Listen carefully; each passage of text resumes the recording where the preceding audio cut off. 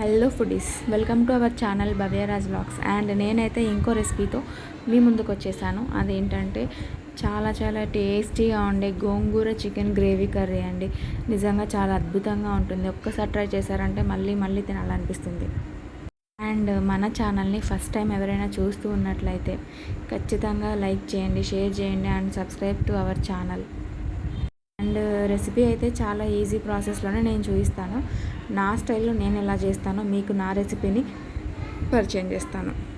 And మనమైతే గోంగూర ఎంత క్వాంటిటీలో తీసుకుంటామో ఆ క్వాంటిటీని బేస్ చేసుకొని ఆ క్వాంటిటీకి సరిపడా ఆనియన్స్, టమాటాస్, అలానే పచ్చిమిర్చిని చిన్న ముక్కలుగా కట్ చేసుకొని పక్కన పెట్టేసుకోవాలి. ఆ తర్వాత నేనైతే ఈ ప్రాసెస్ అంతా కుక్కర్లోనే చేస్తాను. ఆ కుక్కర్లో మనము ఫస్ట్ గోంగూరని బాగా 2 to 3 times వాష్ చేసుకొని ఆ గోంగూరని యాడ్ చేసుకోవాలండి.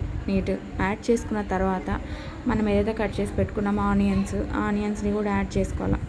యాడ్ చేసుకొని చిన్న ముక్కలుగా కట్ చేసుకున్న తర్వాత పచ్చిమిర్చిని యాడ్ చేసుకొని అవి యాడ్ చేసుకున్న తర్వాతనే మనం ఆల్రెడీ కట్ చేసుకున్న టమాటాస్ని కూడా నీట్గా కట్ చేసుకున్న టమాటాస్ని కూడా యాడ్ చేసేసుకోవాలి.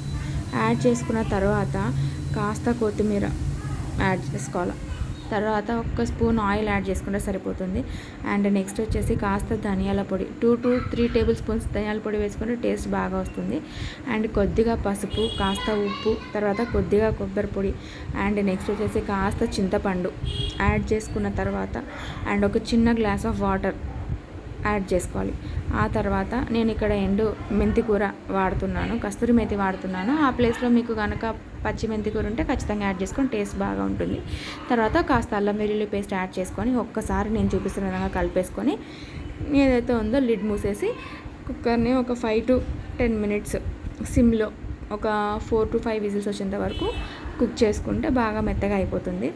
ఆ తర్వాత దాన్ని తీసి కాస్త చల్లారిన తర్వాత మిక్సర్ జార్లోకి యాడ్ చేసుకొని మిక్సర్ జార్ని బాగా గ్రైండ్ వచ్చేసి బాగా మెత్తగా పేస్ట్ చేసేసుకోవాలి, కచ్చాబచ్చా కాకుండా. అండ్ నెక్స్ట్ వచ్చేసి ఒక బాండి తీసుకొని అందులో చికెన్ ఏదైతే మనం తీసుకున్నామో దాన్ని ఒక 2 to 3 times బాగా వాష్ చేసుకొని అందులో కాస్త ఉప్పు, పసుపు వేసుకొని ఒకసారి కలిపేసుకొని అది వచ్చేసి పొయ్యి మీద పెట్టేసి ఉడికిచ్చేసి పక్కన పెట్టుకుందాం. నెక్స్ట్ వచ్చేసి ప్రాసెస్లోకి వెళ్ళిపోదాం.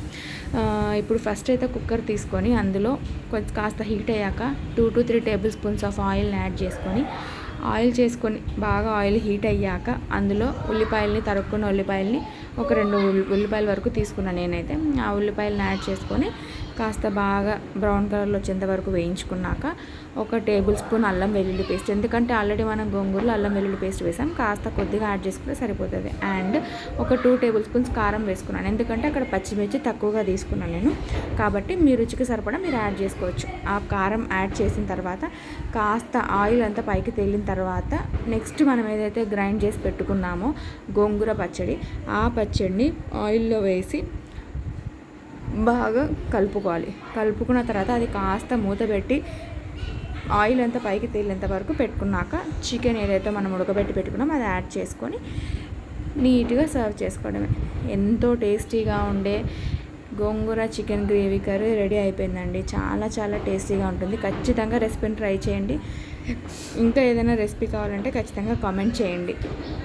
అండ్ మర్చిపోకుండా ఖచ్చితంగా మన ఛానల్కి ఒక లైక్ చేసి సబ్స్క్రైబ్ చేసి అండ్ షేర్ చేయండి. Thank you so much for watching and please do subscribe to our channel Bhavyaraj vlogs.